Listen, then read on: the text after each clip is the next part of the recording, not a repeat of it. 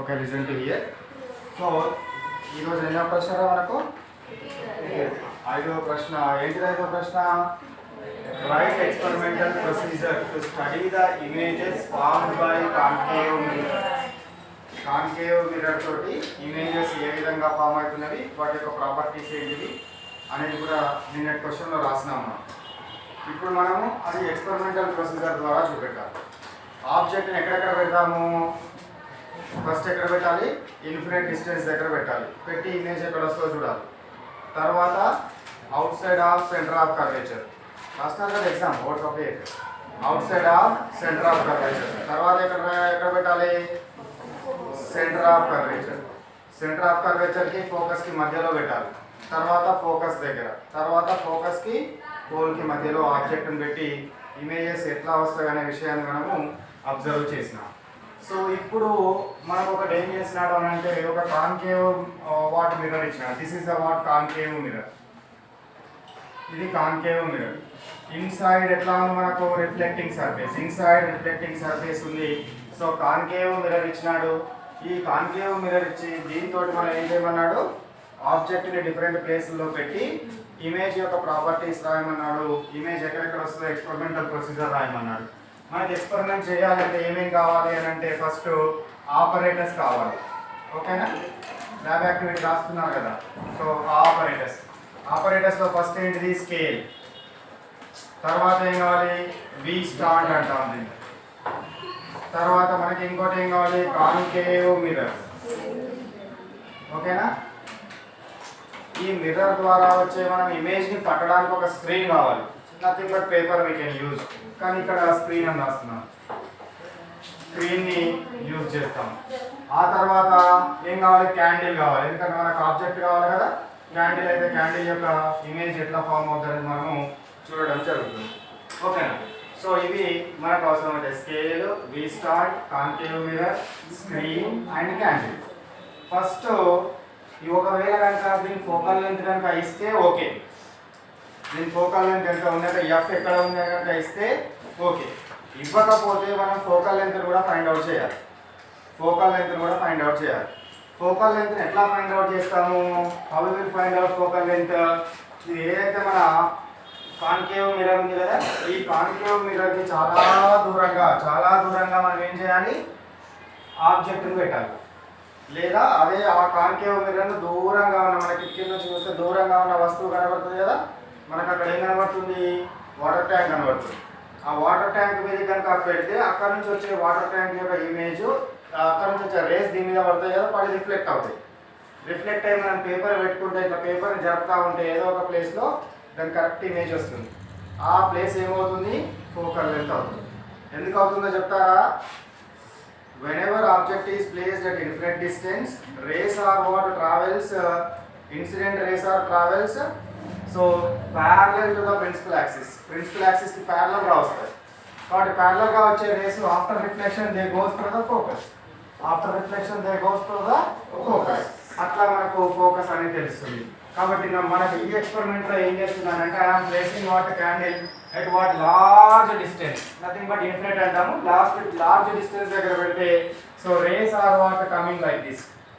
ఈ రేస్ అనేది ఈ విధంగా వచ్చి దీని మీద పడుతున్నాయి. After reflection they are what goes like this.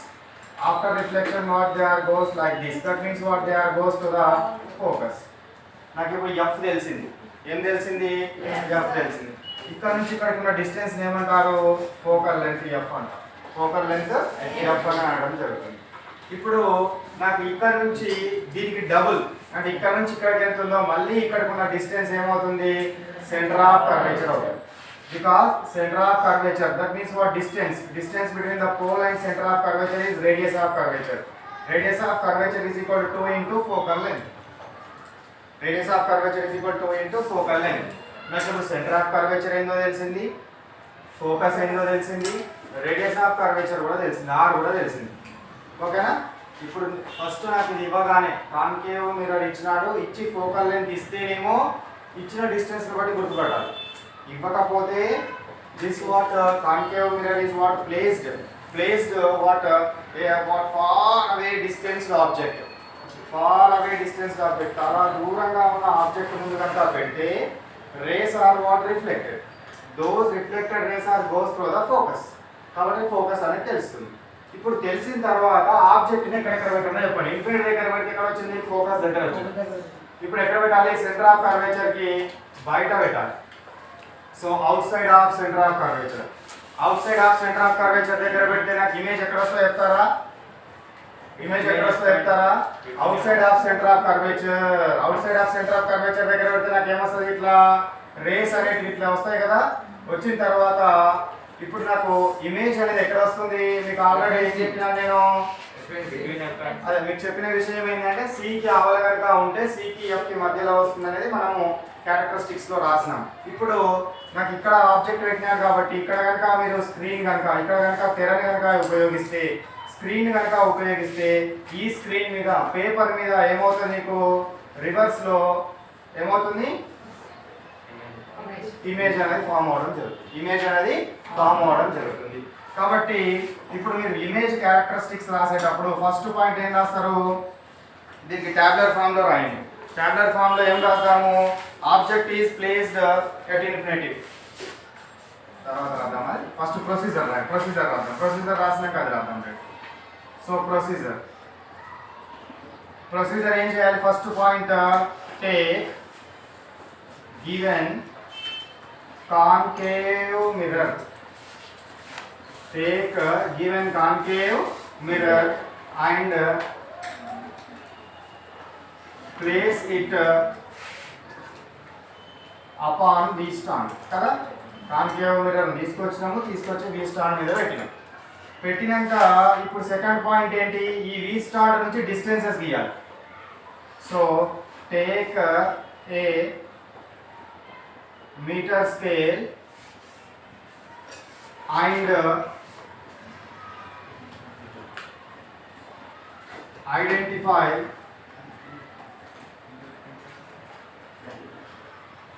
distances or calibrate అన్నా, ఐడెంటిఫై అంటే బాగుంటుంది, calibrate. calibrate అంటే ఏంటంటే ఇక్కడ డిస్టెన్స్ 1 సెంటీమీటర్ 2 సెంటీమీటర్స్ అని గుర్తుపట్టడం అన్నట్టు, గుర్తించడం, గీయాలి. Calibrate distances from concave mirror. Next, third one. Find out what, focus or focal length by placing object far away. Far away దగ్గర ఆబ్జెక్ట్ పెట్టి ఏం చేసినాను, ఎఫ్ గుర్తుపట్టినాను కదా ఫస్ట్. ఎఫ్ గుర్తుపట్టిన తర్వాత ఇప్పుడు ఏం చేయాలి, ఫోర్త్ పాయింట్ ఏం చేయాలి, place the object at what different distances, place the object at different distances.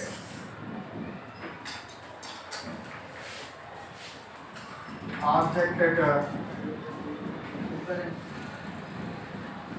different distances at first ఎక్కడ పెడతారు, outside of first first point యాక్చువల్గా అయితే at infinity కదా, at infinity. Second point outside of C, out of C or outside of C అన్నట్టు, outside of C. Next third one ఎక్కడ పెడతారు, at C. Fourth one ఎక్కడ పెడతారు, ఎక్కడ పెడతారా, between C and F. Fifth ఎక్కడ పెడతారు, at F.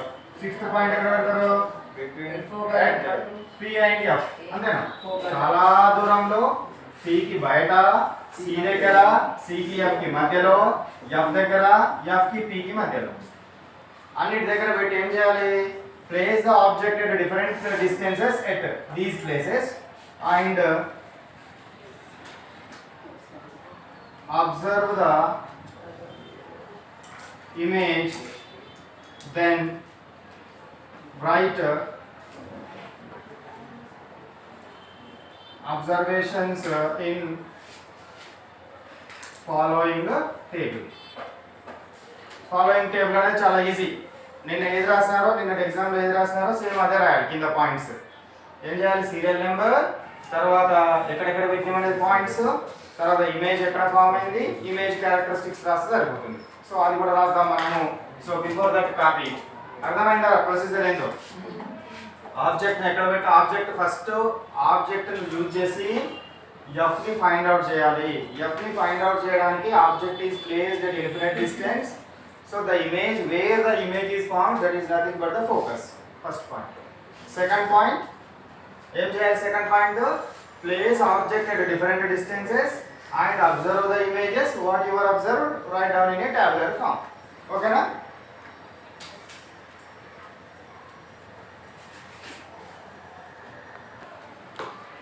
So now see here, first let me take what serial number 1. First మనం ఏం చేసినాము? ఆబ్జెక్ట్ లో ఇన్ఫినిట్ డిస్టెన్స్ దగ్గర పెట్టి ఫోకస్ ని ఫైండ్ అవుట్ చేసినాం కదా. కాబట్టి ఫస్ట్ ఆబ్జెక్ట్ పొజిషన్ ఏది? At infinite. At infinite.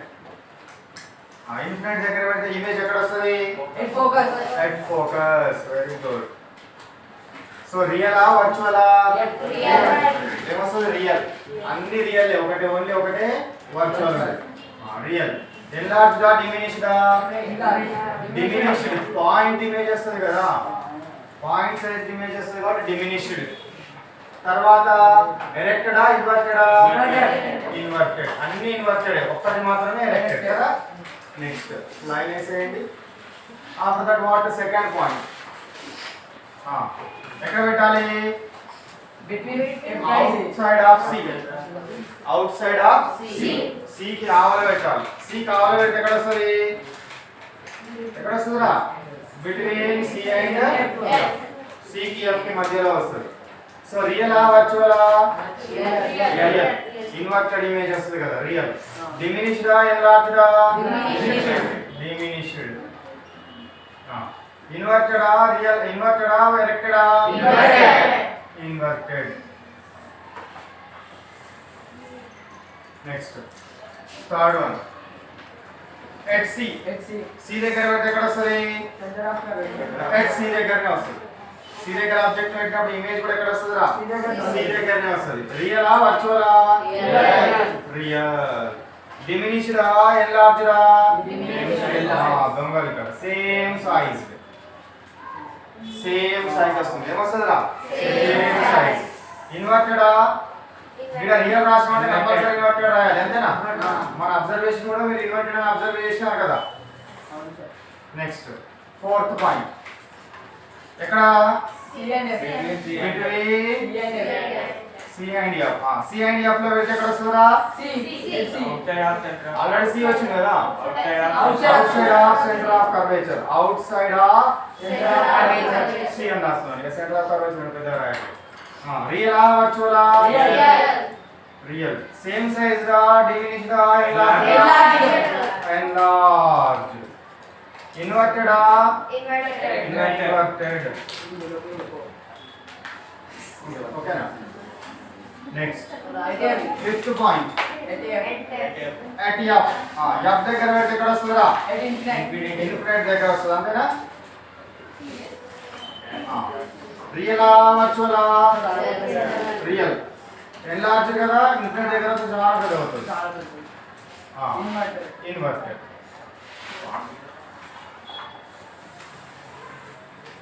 Next sixth point between